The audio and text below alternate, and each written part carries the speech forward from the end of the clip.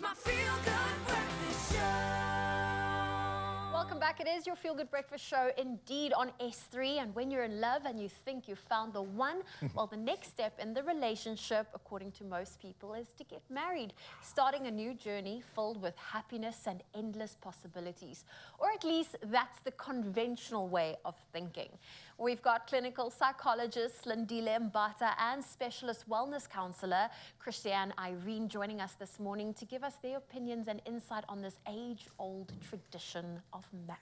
Yeah, morning, ladies. How are we doing? Morning. Very well, thank you. Very well, thank you. Listen, love is in the air, of course, this morning. We're all excited about this, but let's talk about this big conversation, marriage. This is for some very overwhelming, very daunting, and for others, this is like the thing that they all, this destiny is like, I want to do this. This is all I want for my life.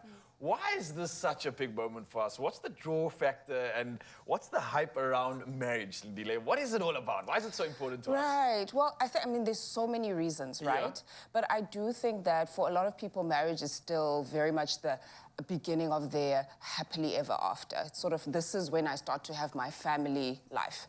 But I do also think that for a lot of people, being married, marriage, the idea brings a lot of value into their lives because it legitimizes the relationship. You know, you sort of have respect from family, from society as a whole. You know, there's legal implications as well. Yeah. So it's really a way to solidify the relationship for a lot of people. So even though some people may think the idea is a bit outdated, for a lot of people, it's still very, very much an important part of what it is to have a family life and a legitimate relationship. And would you say it's the grandeur, a moment to like showcase your love for someone? Does it still represent that? I think so. I hope so. The romance inside of me hopes to think so, I think. I think so. For a lot of people, it still is. Okay. Well, Christiane, that being said, I think there's also a lot of, you know, you're in a relationship with someone, you've been dating for quite some time. As society usually will have it, you know, the next step is marriage, but that comes with a whole list of unnecessary pressure. So when it comes to expectations from partners, where would you, can we put the spotlight there and just so that we can manage expectations if that's needed? Oh, absolutely. Goodness, expectations are so essential in a relationship. When we're looking at a marriage, to have those healthy aspects of a relationship, we need to have our communication, our compromise, our mutual respect. And this can only come if we are holding these as expectations in our relationships. Going into a relationship, having these as expectations means that we can start our relationship placing the conversations that we need to have in place. Having that respect we need to have for one another from the very day dot, and compromising when times get tough. Showing a relationship in its longevity can really show how a marriage can stand the test of time. And that is the expectation that we really step into a relationship with, longevity. And seeing how these expectations can almost bring pressure on a relationship, can almost bring disappointment if we don't know what these expectations are. Communication allows us to know these expectations, and compromises allow us to actually move into a relationship holding these expectations as priorities and respecting them in the relationship. Thank you for that question. It's wonderful to get to almost bring those expectations to knowledge. It kind of makes sense, because I mean, you don't want to get a shock surprise 10 years into investing into something. It's like, wait, hold up, I thought, and then it all comes like crumbling down. This is something I imagine could actually come through not having conversations. And maybe, Slindy, I can ask you this question exactly. When it comes to those conversations that we should be having before we get married, that maybe you've experienced in your sessions that have resulted in marriages not actually becoming long-term. What are some of the conversations that we are not necessarily getting involved in that are resulting in some of these misunderstandings and some of these issues in the relationship? Yeah, I mean, you'd be quite surprised. People don't talk, hey? There's a lot of people that don't have very important discussions before they get married. I suppose because some of it is very scary, it can seem really big. And assumptions as well, maybe? Assumptions, a lot of assumptions can get made. So I think one of the top, maybe if I can give like a top 3 things that people don't necessarily necessarily discuss or struggle to discuss, or it can cause a lot of conflict within marriage. Money is a big one. Oh, yeah. Finances. How do you expect to manage finances as partners going forward? A lot of people are shocked to find that their partner maybe expects them to give them the banking card and passwords, and they didn't know that that was an expectation beforehand. I think also family. You know, not only planning for your own family, for how many children you want to have, whether or not you even want to have children, but also how you manage each other's family. Yeah. You know, what am I stepping into? When I say I do, what am I saying I do to on What the does other this come side? with? I need to know the mess on the other side. And I think also the other thing is the roles that you expect your partner to play. We don't necessarily, some people don't discuss those things to say, you know, as my partner, as my husband, as my wife, these are the things that I actually would expect of you. These are the Expect from each roles. other. I like that. Exactly. Yeah. So we kind of, we can assume a lot, and then it can lead to a lot of breakdowns later on. Especially when there's all those assumptions. Yeah. Well, thank you to the both of you for joining us today and just getting that conversation to make sure, are you ready for marriage? They're not going anywhere. We're going to unpack this a little bit more, as this is the theme throughout the show today. It's my feel-good breakfast show. Welcome back. You are just in time as we're about to continue our conversation with clinical psychologist Lindile Mbata and specialist wellness counselor Christiane Irene. And we are talking about, are you ready for marriage? Now, Christiane, I'm going to start our first conversation or question towards you.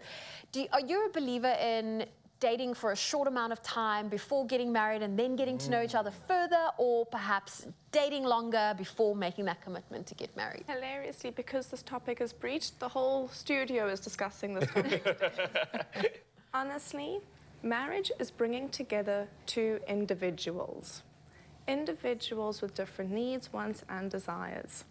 To go into that relationship, we need to almost have time to get to know one another, understand one another, create a foundation with one another to assess our shared values, our interests, and can we actually bring our differences together? This conversation, this time that we need, is something that's quite subjective.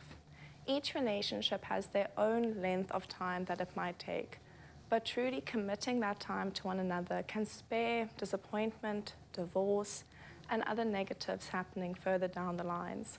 Finding the almost essential knowledge within each other to step into that relationship prior to almost the signing the paper, those very, very difficult commitments, can almost save you that hardship of a relationship. So honestly, dating is something that is quite essential in a relationship. Time doesn't really have a placement with it, but to put that time, that effort, that commitment into finding those understandings within one another is so essential to find a fulfilling relationship and hopefully fulfilling marriage at the end of it. I have a scenario, right? And I think this applies directly to what we're asking here. Like, how do I know that I'm ready to get married? You're in the relationship, right? Things are going lacquer.